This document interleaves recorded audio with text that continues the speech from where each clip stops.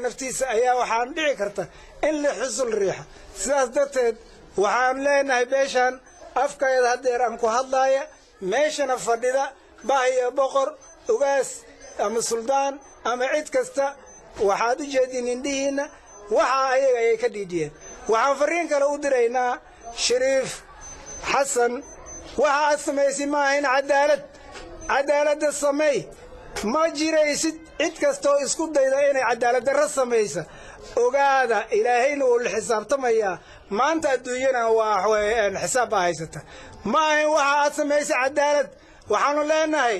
laga bilaabo saacadaas raaxoole ilaa iyo maarta inay ka soo go'do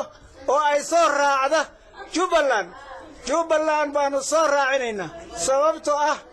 ummad jirta oo maanta jiritaankeeda xaqiiqo u yahay deegaankeeda cad yahay in la xaqiiro la yiraahdo meesh wax kuma lihid bay u dhigantaa waxa uu ka sameeyay maarta baydhaba waxaan leenahay dhammaan caalamka beesha caalamka ku soo dhawaada cadaalad inaad Soomaaliya u horseedaan wixii cadaalad darro sameynayana aad ka hor imaataan dhammaan waxaan